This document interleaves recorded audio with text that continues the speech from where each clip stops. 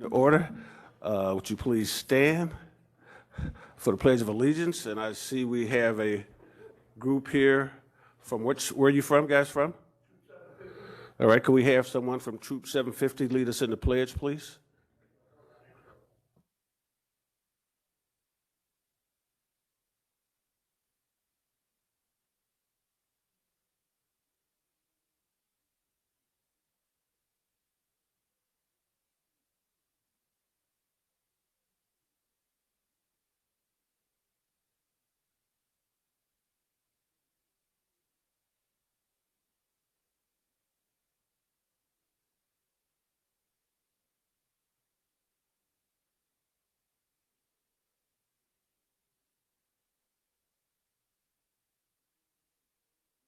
Prayer or silent meditation, please.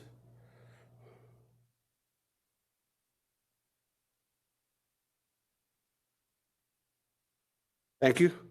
And young man, what's your name? Would you tell us your name in the mic? Say who you are. Come a little closer. Speak in the mic. Turn it on. Is it? It's on. There you go. Now tell us who you are. Andy Last name? Seidel. Thank you very much, Andy. Appreciate that. Okay. Andrew, would you do a roll call, please? Councilman Holtz. Present. Councilman Curry. Here. Councilwoman King. Here. Councilman Mishler. Present. Councilman Fish. Councilwoman Hines. Here. Councilman Crabtree. Here. Councilman Hanky. President Dawson. Present. I want to remind everyone to turn your cell phones on silent or vibrate. There are no minutes to approve. Presentation and introductions. Theater consultants.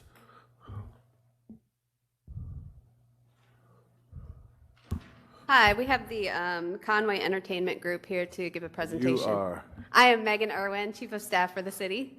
Sorry about that. We have Conway Entertainment Group here today give a presentation on their progress with the learner. Thank you. Hey, how's everybody doing? Hope their team won yesterday. My name is Scott Welch. I'm with Conway Entertainment.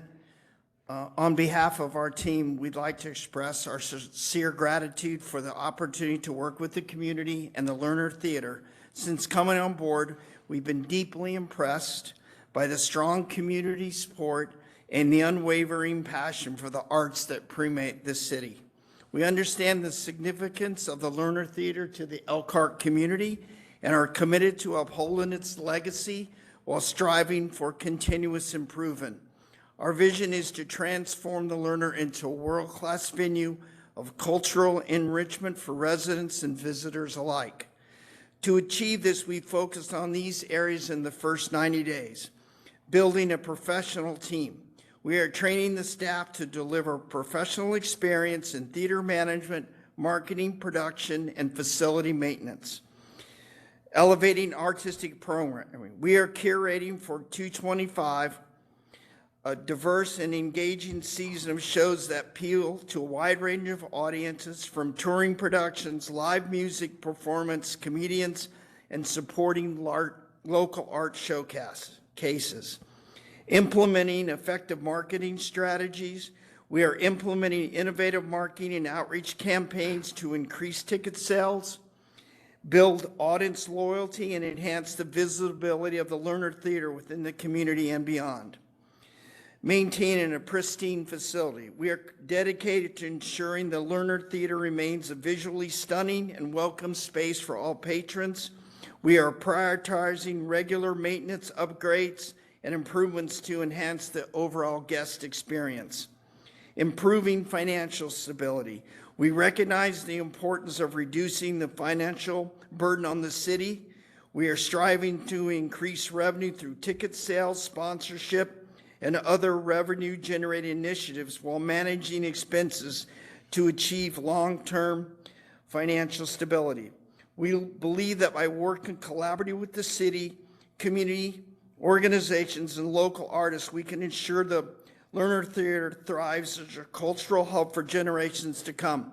We are eager to continue building strong relationships within the Elkhart community and committed to making the Lerner Theater a source of pride for all residents. Thank you for your continued support, and we look forward to a successful, profitable 2025. I want to introduce Sherry May, who is our interim GM to kind of go over the 90-day accomplishments that are in the packet that we gave you. I'll turn it over. Thank you. Everyone, I think I've met almost everyone in here. I know LaTanya stopped her car in the middle of Main Street to meet me one day, so that was fun. But anyway, yes, I am Sherry May, and I am the interim director since September. Just a brief something about me, if you would like to know. I live in Memphis, Tennessee, kind of between Memphis and Nashville now. Started my career 30 years ago on the Beale Street Historic District, and I was director of marketing and special events for them for 5 years. One of my last things I did on the street was build a small amphitheater, which was about 1,200 seater. And then when I left there, I went to the Memphis Botanic Garden to build to start a concert series for the garden. They were in financial straits, and the board had an idea to do music in this beautiful 98-acre garden. So they gave me about 4.5 acres in the garden to work with, and we created Live at the Garden, which was a summer concert series. We would have 5 shows in the series, and then we would do a couple of festivals a year. So total about 10 nights a month. And everything was temporary for the first 14 years. And in 2012, we entered into a capital campaign. We raised $7.5 million to at least have permanent staging, restrooms, VIP areas, and things like that. So that made a big difference in the bottom line. And from there on, Live at the Garden and Radiance Amphitheater would put about $1 million in the operating budget for the Memphis Botanic Garden. So that's my background, if anyone was wondering that.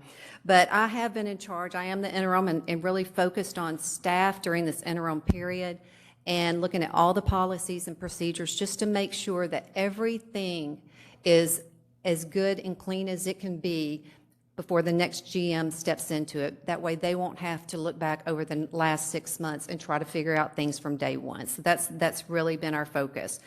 So some of those things, we've conducted a comprehensive stakeholder engagement, including board members, relevant parties, to identify and address some of the operational challenges within the organization. We restructured box office manager, promoting within, and creating a new role of director of operations to improve efficiency in the theater.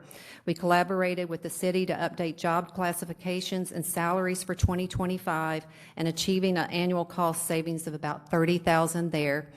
Strengthen the organizational structure, redefine positions to allow one position scope to be absorbed into another position. We eliminated the operations and building manager position, which took about $72,000 out of the annual budget.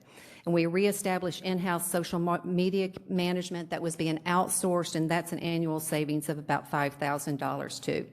We've streamlined our payment process to manage better credit card processing costs. Those were not being charged adequately, and that should pick up about another $25,000 a year. We expanded our box office hours to be more customer service oriented on sale shows and day of show days.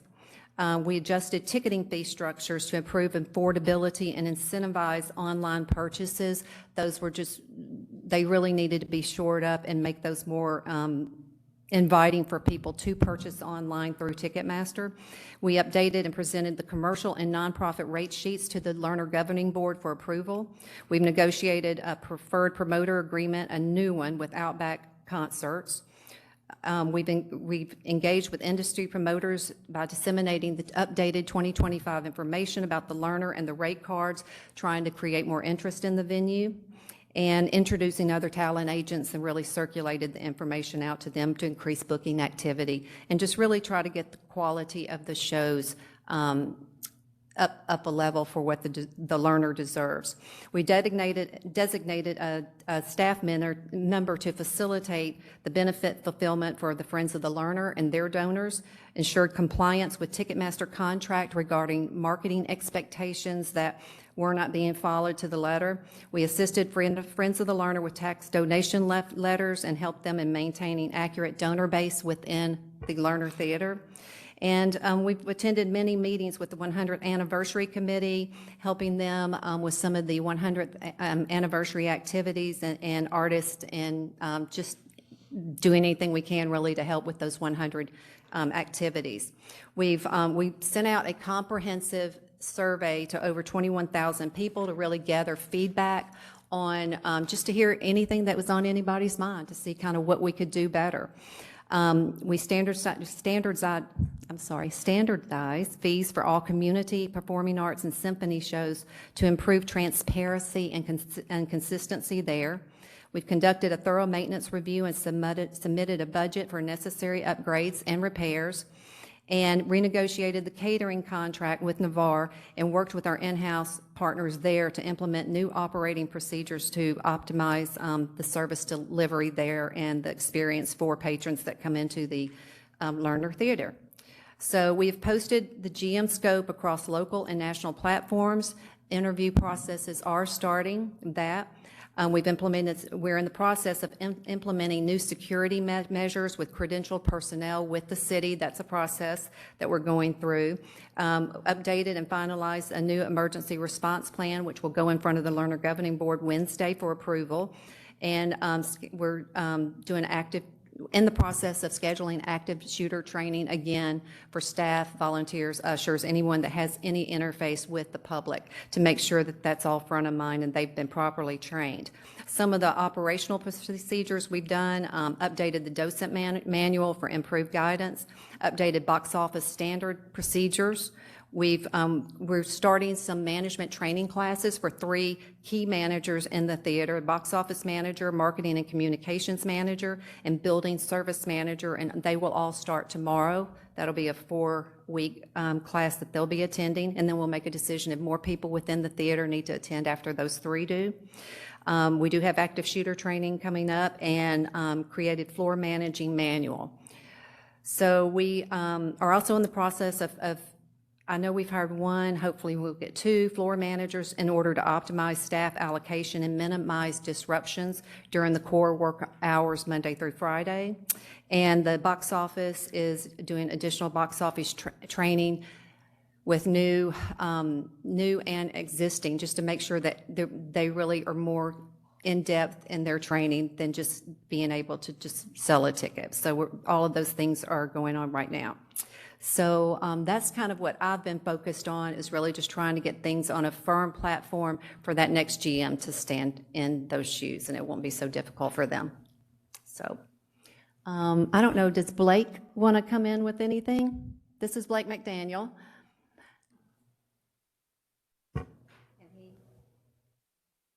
Can he speak?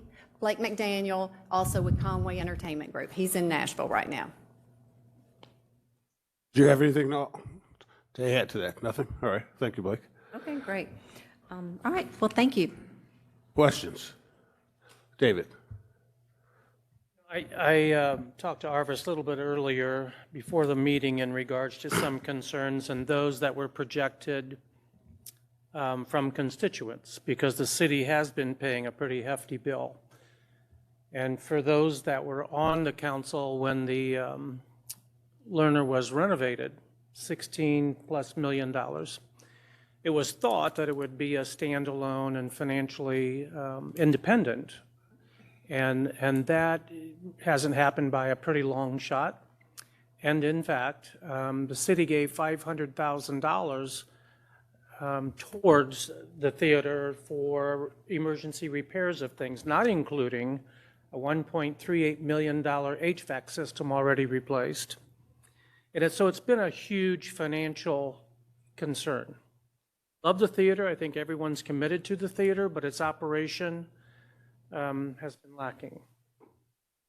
So I see the report and I have further questions, and maybe a different session would be an appropriate spot, but it goes this way.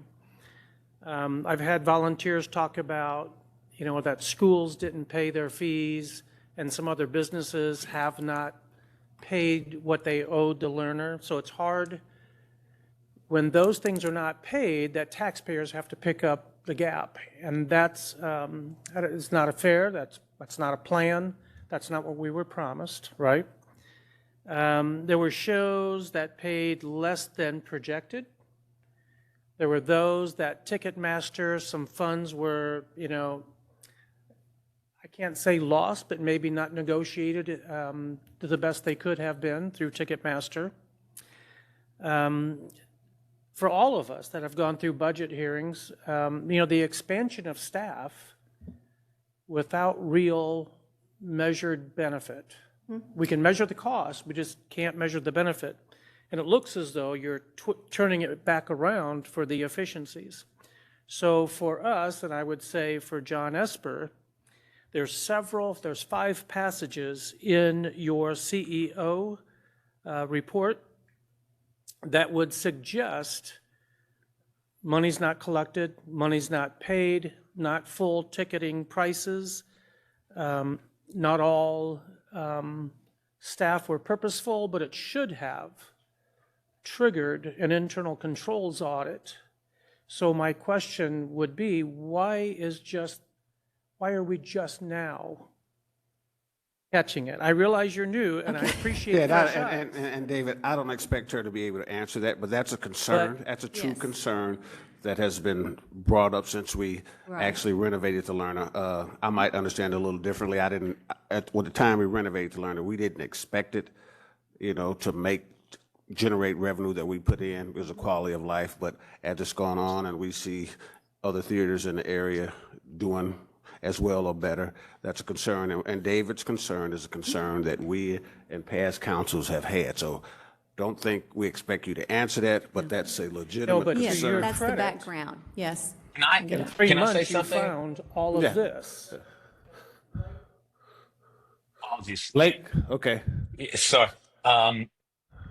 My Tell us name's who you are, Blake Blake. McDaniel. Yeah, my name's Blake McDaniel. I'm in Nashville with Conway Entertainment Group, and some of the experience that I bring to the table here, Councilman, I'm sorry, is it Hinkey, David Hinkey? Yeah, sounds good. Okay. Sorry if I messed that up. By the way, I agree with 100% of what you said. Okay, so we are on the same page 100%. That being said, about 10 years ago, Mayor Carl Dean of Nashville brought me onto the Municipal Auditorium Board.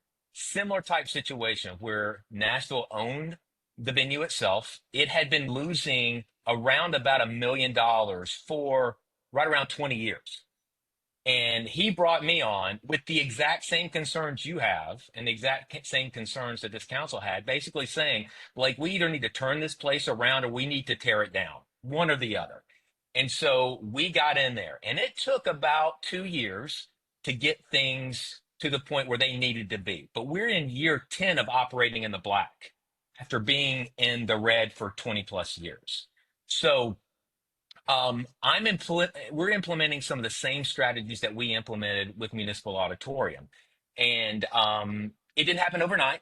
And there's a lot to uncover and look around. And there are a lot of inefficiencies, as you were saying, that need to be maximized on. But I'm a guy from the business world, and I believe in at least breaking even, right? This operating at a deficit, just it makes my skin crawl. So we're going to get there. I can promise you that. Now, it's complicated, and there's some parts of this you're going to have to trust us on, but we're going to be open and transparent and be willing to answer any questions that you have. So just kind of wanted to give you some context on that as well, and just kind of reiterate, and back what you're saying. We're on board with you. And I appreciate that, because it's in no way a negative reflection on you and your company.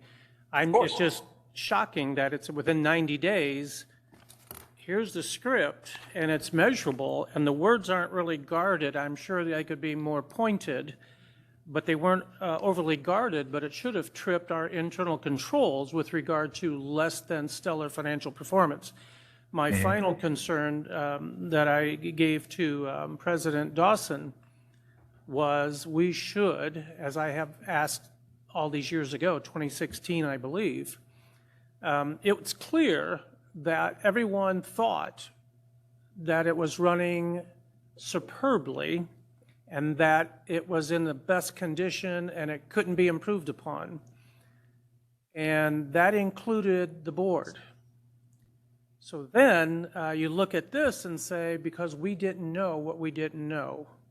And so my argument back is, you know, I would like someone of your positions to talk to us about a third-party professional agreement as opposed to the city having operations, is to have a third party take over managing the whole theater and the city leasing that property to that group of whoever they may be. I'd like to see the cost benefit of both sides.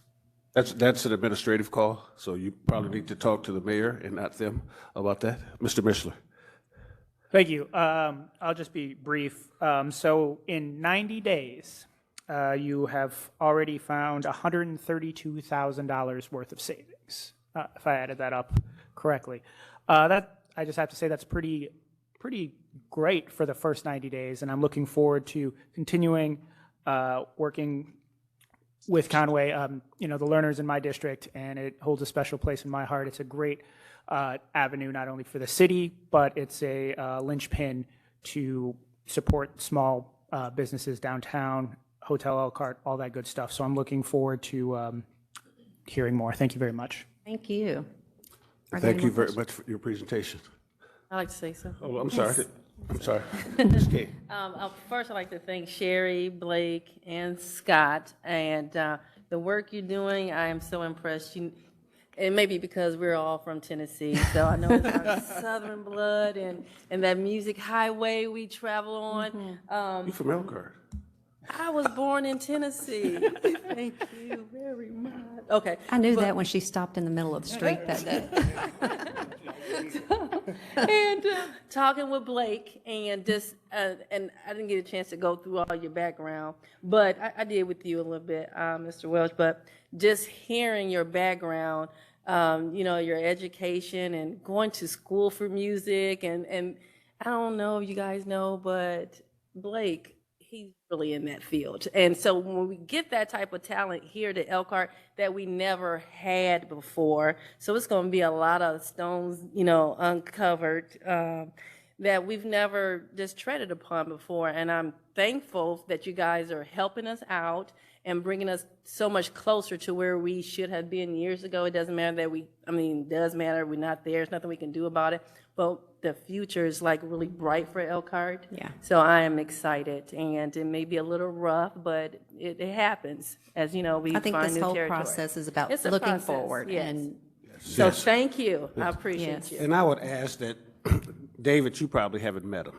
I'm sorry, Tanda, I'll get you. But sit down. I had an opportunity. In fact, Mr. Huber set us down 6-8 months ago with this group. And I'm thinking, well, they're saying exactly what we've been trying to say, you know, for years about the learner paying its way. And so I was impressed as you were with the organization. So if you would, actually sit down with Dave, have lunch or something with him, and pick his brain, because, you know, he's been with it from the start. And so there's not much there to pick, but do the best you can. Yes, no, You know, absolutely. yeah. But David, I think you'll be impressed when you sit down and just have that conversation with him. Tanda. Agreed. And one of us will go with you just to make sure David's really nice to you. No. I'm the nicest guy I know. As the learner board, are they up to speed with who you are, why you're here, all that? I Yes. don't mean that in a slight in any way, other than there's a few new members Yes. on the board, and I Yes, think Fran, and we've met Fran recently at the last Learner Governing Board, but we have, I Okay, would thank say, you. I probably talk to most members of the board, I'd say a minimum of 25 times a week.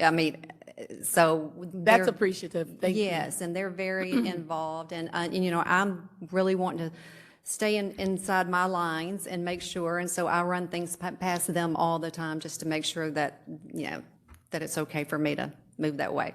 Thank you. Thank you. Last comment, David. I don't know that I would ask you to stay in your lines, because I think you have an opportunity to educate us and educate the board, quite honestly, on new expectations. But we talked about, and I think Councilman Mishler talked about the $135,000, right, savings. When would that be realized? Over 1 year? I would say, yes, I would say that's feasible. It's just like the let's just take the salary budget that was approved, for this year was 880, 600, and right now we're at 661 without the GM salary in there. So you're still going to be well over $100,000 under what you had budgeted for in 2025. Yeah. Well, yes and no. I mean, we're not paying the GM, but we have a contract with you, so unless that's a freebie, I mean, that's an in-kind that we would be interested in.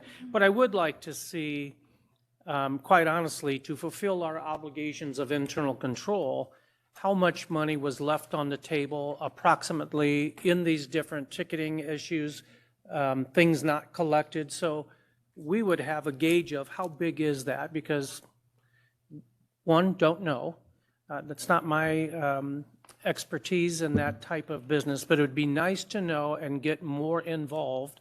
More importantly, to have the board understand the dollars that were left on the table. Right, yeah, and we're happy to put together kind of a David, synopsis of you're that. adding more scope of work to the contract when you ask. Now, you realize they're not doing it for free, so if No, that's it's what you want. okay. And like Blake said, we are totally transparent in this process, and this isn't about hurting feelings or looking at the past, it's looking at the future. And all three of us have never been able to have the luxury to be at the helm of something that wasn't making money. And that's just the lens, our fresh eyes, those are the lens that we are looking through. And sometimes it just takes fresh eyes. It's not blaming anyone or anything or any policy or procedure. It's just sometimes it takes somebody else that did the same thing, maybe somewhere else, that can come in and look at things a little differently and suggest different ways. Thank you very much. Thank you all. Thank you. I want to remind you that Brent Curry only bought us small bottles of water tonight, and that's because, why did you bring small bottles, Brent? Because it was going to be a very short meeting, Oh, okay. David. Thank you very much. We appreciate that. We appreciate that. Unfinished business, reports of council committee. There are no reports.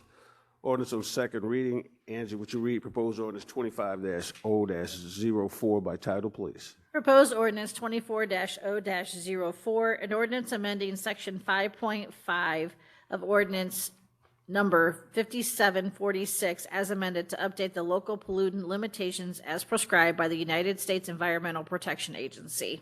Have a motion and a second to adopt this on second reading. So move. Second. Motion by Mr. Crabtree, second by Mrs. Hines. Council discussion.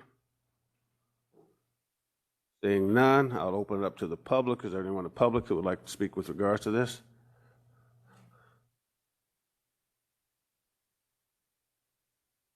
Ryan Kress, Regulatory Compliance Manager for Public Works and Utilities.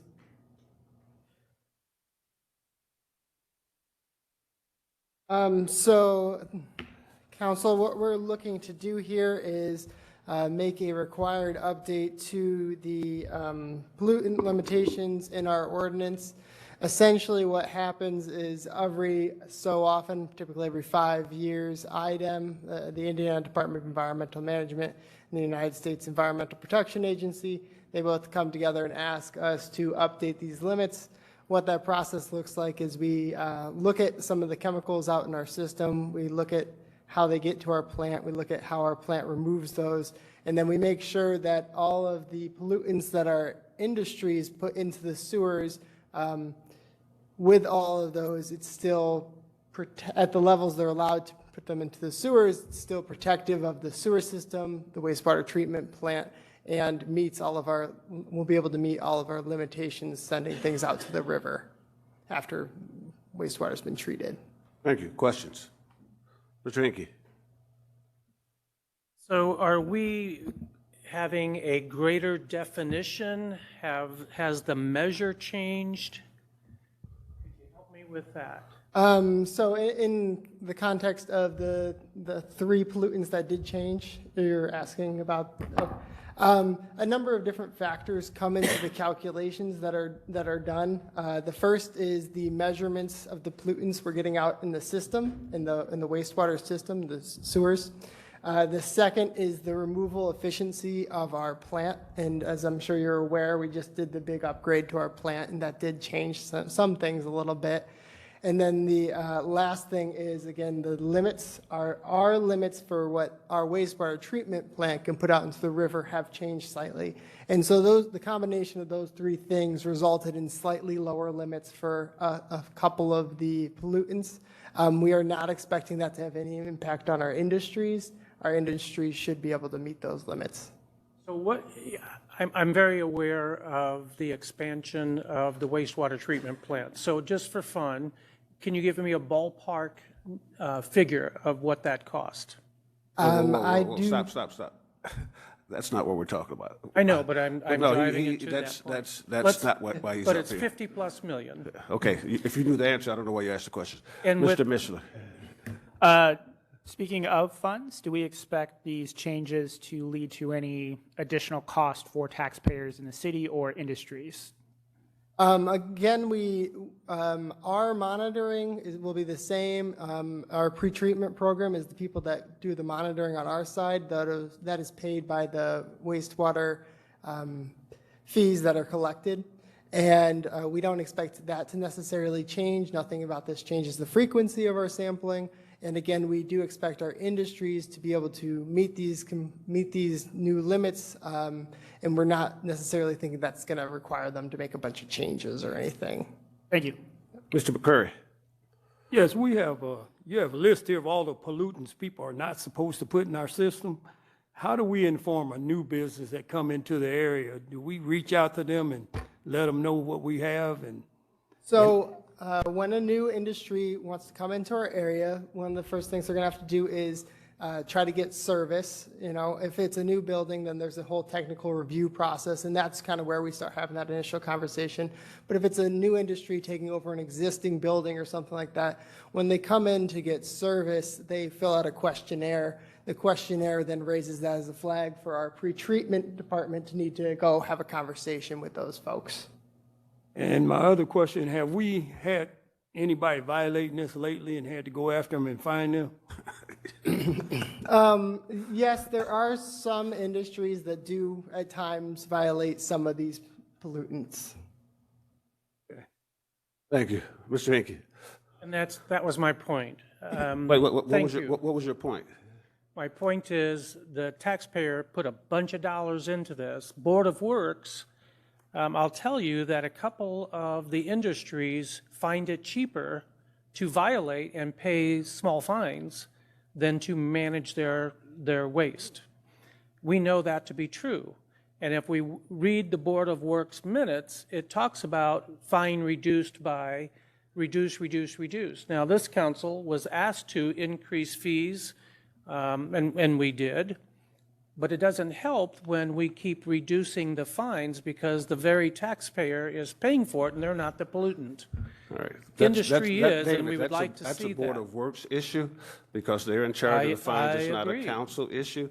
So it's not germane to what we're talking about. So I want to thank It you very is. much. Some of these have a heavy seat. metals stay in the ground 50 to 100 years. And I need to remind the gentleman in the back, you need to move your cap in the council chambers. Thank you very much, sir. Thank you. Okay. Turn it back to the council. Any other council discussion? Seeing none, Angie, would you do a roll call vote on second reading, please? Councilman Holtz. Aye. Councilman Curry. Yes. Councilwoman King. Yes. Councilman Mishler. Aye. Councilwoman Hines. Yes. Councilman Crabtree. Yes. Councilman Hanky. Aye. President Dawson. Aye. Third and final? Got a motion from Mr. Mishler, second from Mr. Crabtree. Third and final. Angie, would you read it by title and do a roll call vote on third reading, please? Proposed ordinance 24-0-04, an ordinance amending section 5.5 of ordinance number 5746 as amended to update the local pollutant limitations as prescribed by the United States Environmental Protection Agency. Councilman Holtz. Aye. Councilman Curry. Yes. Councilwoman King. Yes. Councilman Mishler. Aye. Councilwoman Hines. Yes. Councilman Crabtree. Yes. Councilman Hanky. Aye. President Dawson. Aye. Passes 8-0 on third and final. Thank you. Would you read proposed ordinance 25-0-05 by title, please? Proposed ordinance 24-0-05, an ordinance amending the zoning map created pursuant to ordinance number 4370, the zoning ordinance of the city of Elkhart, Indiana, as amended to rezone 2807 Cassopolis Street, Elkhart, Indiana, from B3 Service Business District and M1 Limited Manufacturing District to B3 Service Business District. I get a motion and a second to adopt this on second reading. Motion to adopt? Second. Motion for Mrs. Hines, second for Mr. Crabtree. Council discussion. Mr. Huber. Good evening, Council. Mike Huber, Development Services Director. This is a petition for a property that's located on Cassopolis Street. It's the Budget Hotel, former Budget Hotel. It's currently split zoned. The frontage is B3 commercial. The back part of it, it's a very long, skinny parcel, is M1 manufacturing. This rezoning intends to clean up that zoning and eliminate the incompatible manufacturing zoning classification that exists on the property currently. The proposed new use on the property on the frontage part will be a drive-through coffee establishment.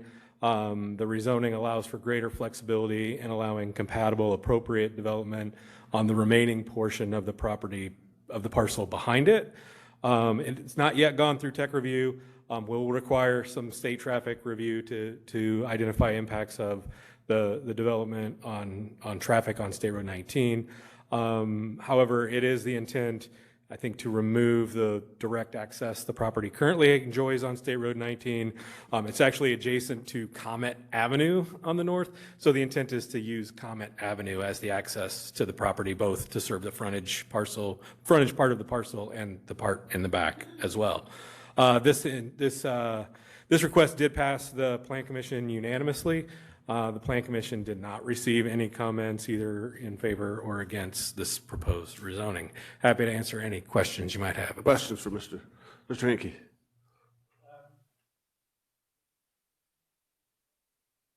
Down zoning is all.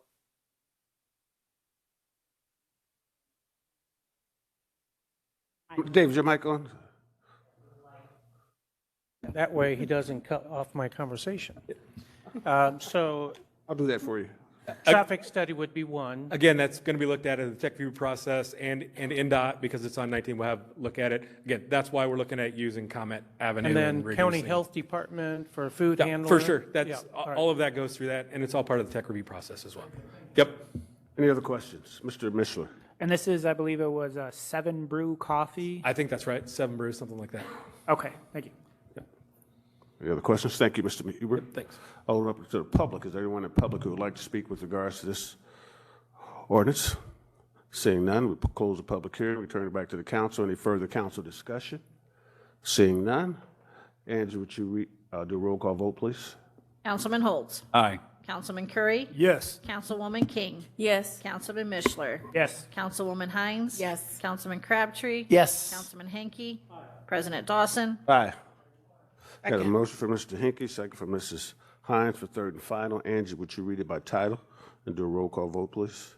Proposed ordinance 25-0-05, an ordinance amending the zoning map created pursuant to ordinance number 4370, the zoning ordinance of the city of Elkhart, Indiana, as amended to rezone 2807 Cassopolis Street, Elkhart, Indiana, from B3 Service Business District and M1 Limited Manufacturing District to B3 Service Business District.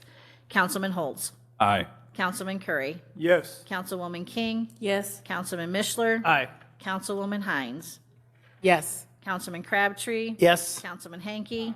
President Dawson. Aye. Passes 8-0 on third and final. Would you read proposed ordinance 25-0-06 by title, please? Proposed ordinance 25-0-06, an ordinance vacating the east-west alley located between Thomas Street and Fremont Street and the north-south alley between Indiana Avenue and Lafayette Street, a public way within the city of Elkhart, Indiana. Got a good motion and a second to adopt this ordinance? Second.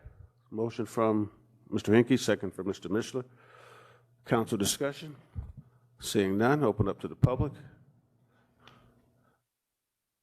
This is sewer project, Tori? Yes, it is. Tor Owen Public Works. The sewer utility and Board of Public Works is now the owner of 3/4 of this block.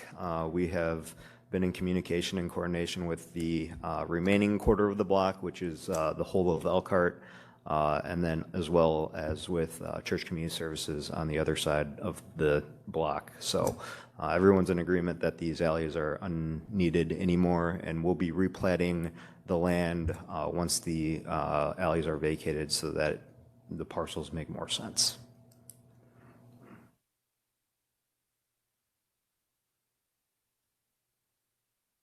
Mr. Esper. Good evening, Council. John Esper, Corporation Counsel. Your proposed ordinance has a typographical error. The public hearing was actually held December 2nd, 2024. And if the council will consider an amendment to correct the date of the hearing on the ordinance. It was actually held before the ordinance Yes, was it even was.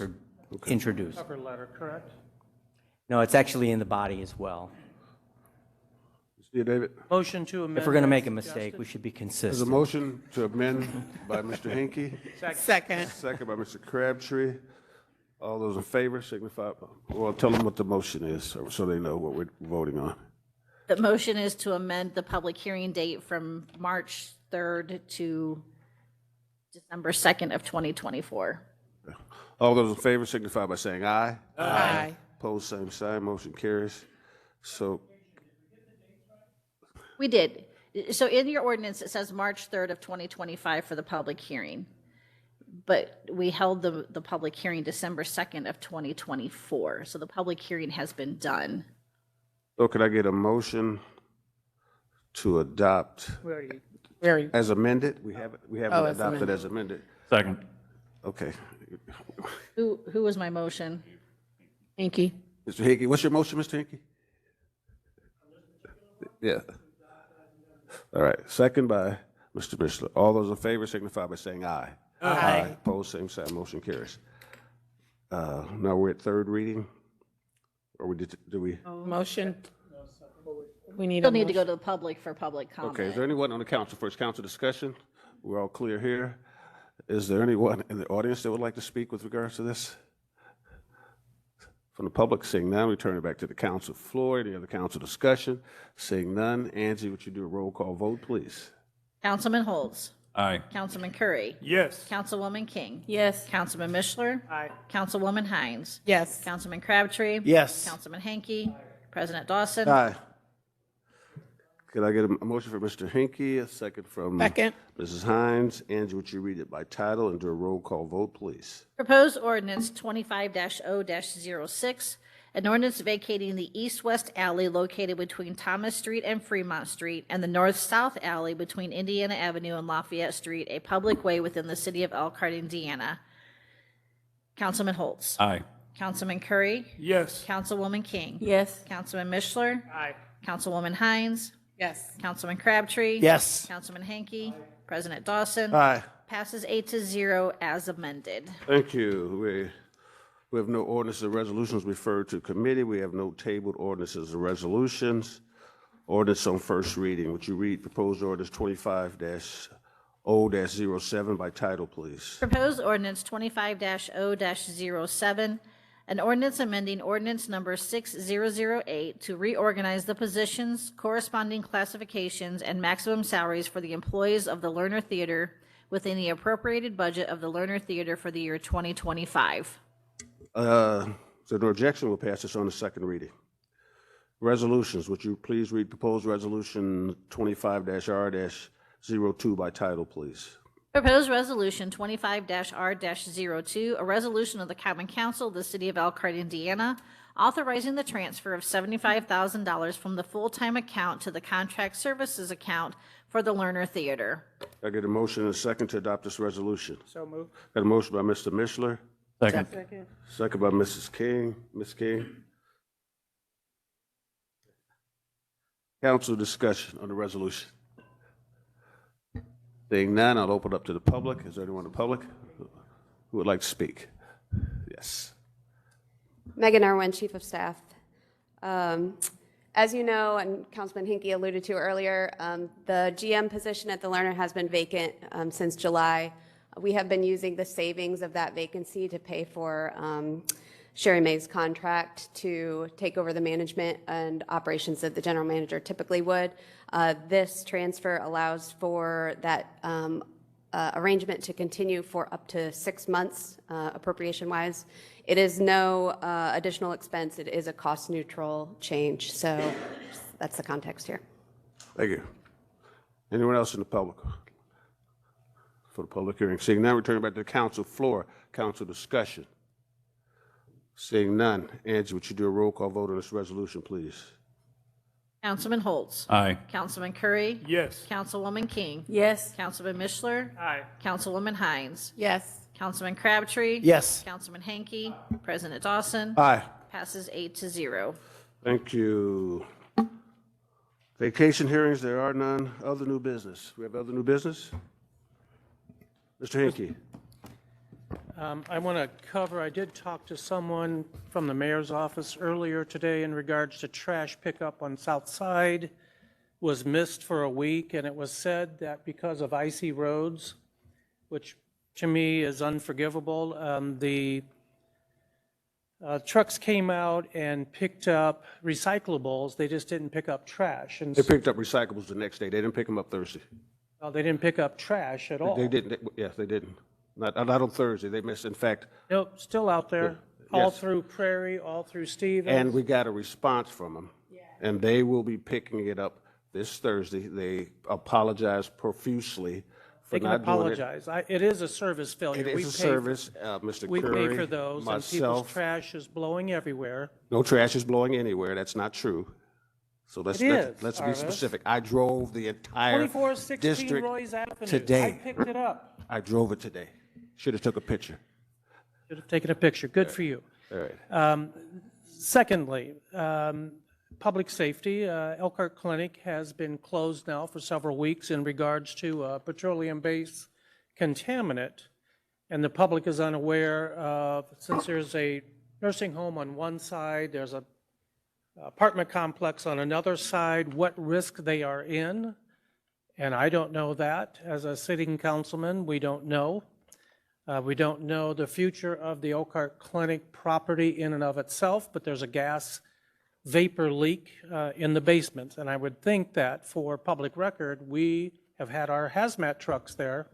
We should be aware of what is happening on that property and not waiting for them to tell us. We should be greatly and upfront involved. The cars in yards, unless you've driven that too, Arvis. I have. Cars in yards, Every day. State Road 19.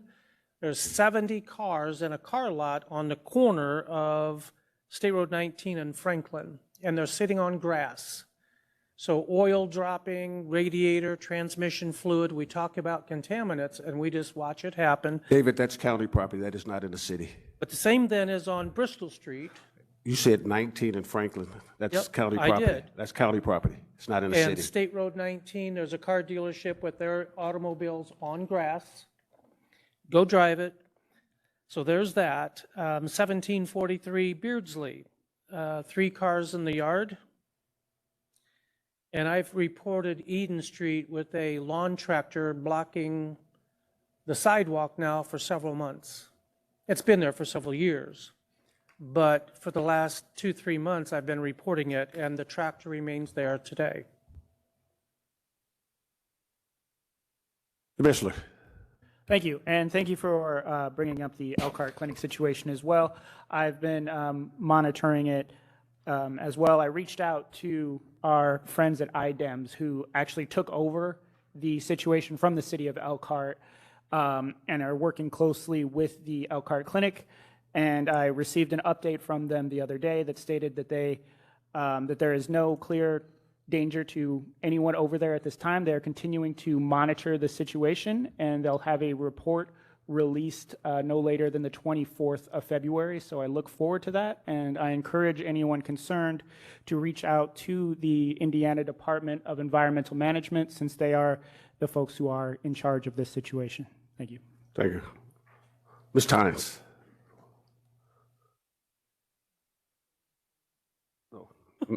That's Robert. To the David's remarks in regards to Borden's and the response that we received from them, I know that they've talked directly to Tory, to the mayor's office, to probably several of us on the council, myself included, and their explanation. I'm just waiting for the administration to share that, because the details that they gave of their why, and we know that it's under new management, so to speak.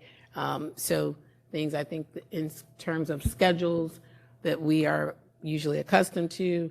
And it is important that, you know, you may say icy roads, that's not acceptable. Well, schools and things were shut down because of icy roads, and those trucks as well, you know, they're not our trucks in terms of having the proper equipment to be able to endure that ice.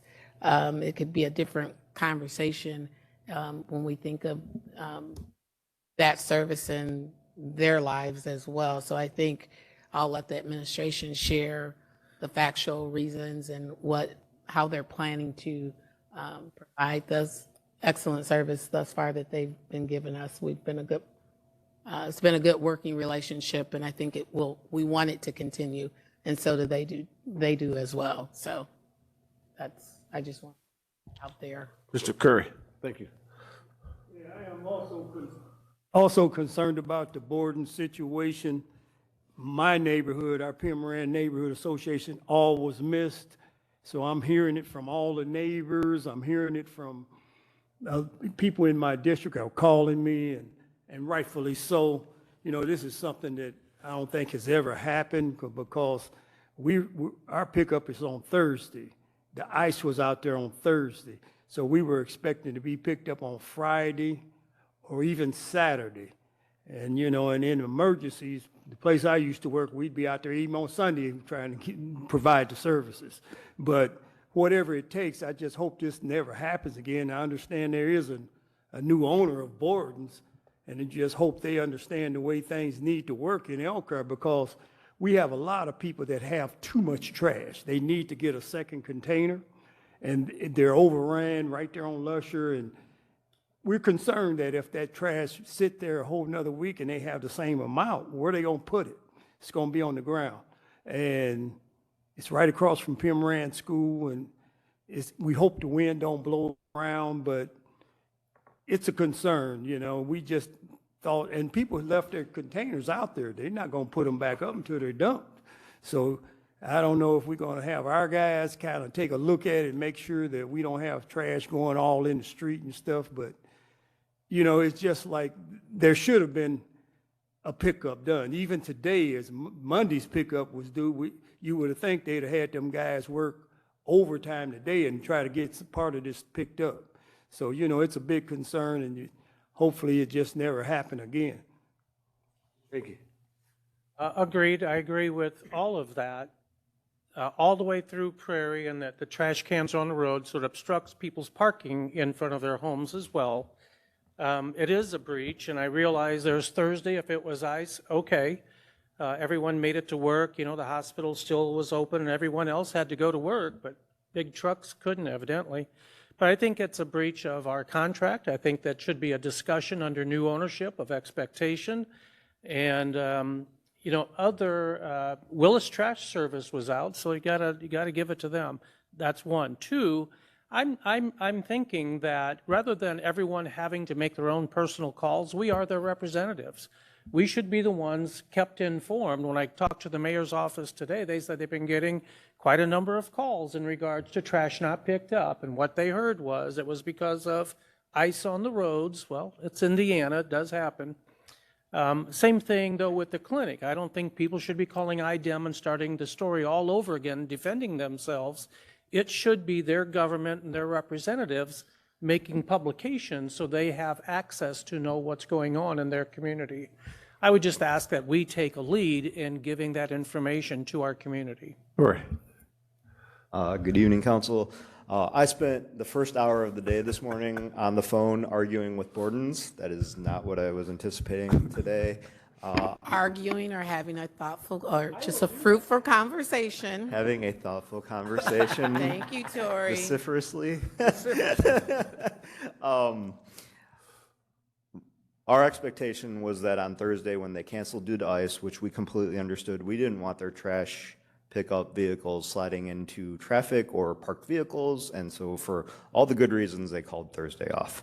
We expected them to come out on Friday and finish the route on Thursday and then pick up Friday on Saturday. That is not what happened, clearly. They explained that due to their staffing and contractual labor issues, they were unable to add an extra day of service on Saturday to finish the routes. They explained that the route on Thursday that didn't get finished would be skipped, and it would all be picked up this coming Thursday, and that any extra trash that may be out as a result will also be picked up at that time.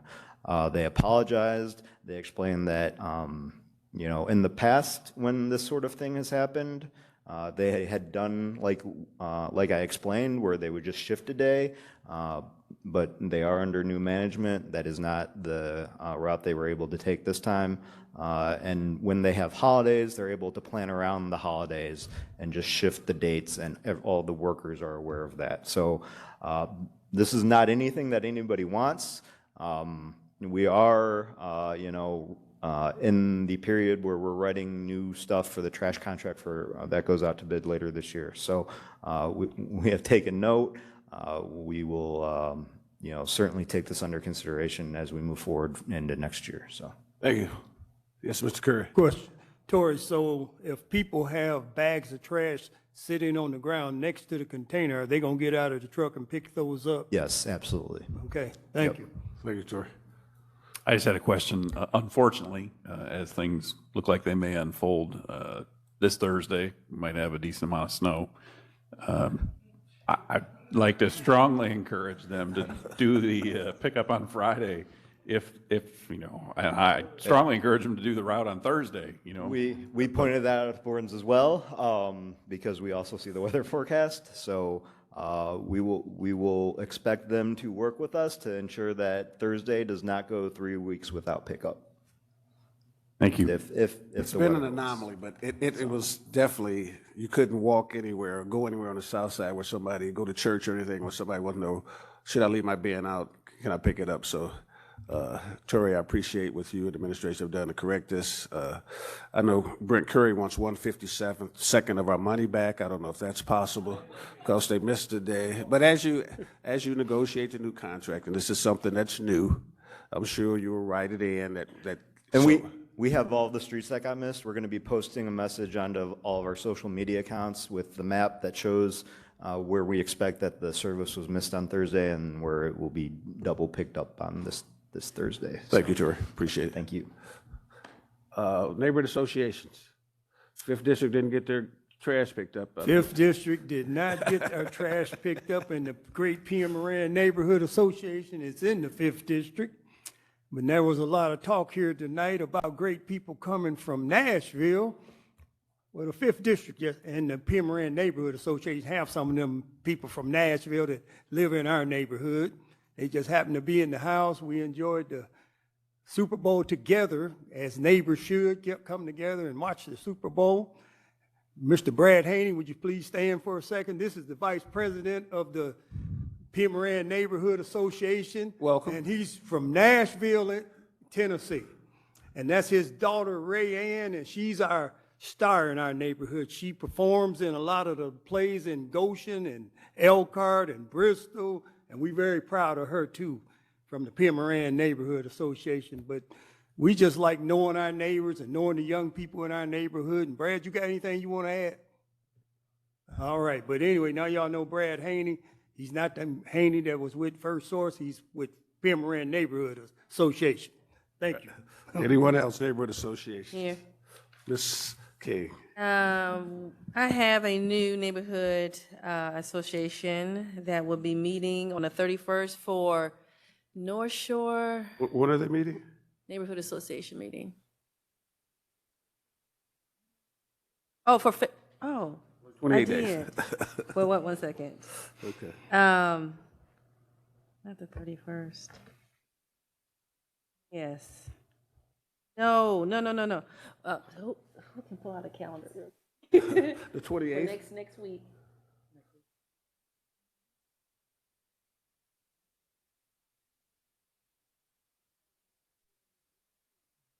For the 19th, Wendy Cruz will be organizing that, and that will be held at McNaughton Park at between 5 to 6 o'clock, 6:30. So that's north, what is that, of Franklin Street?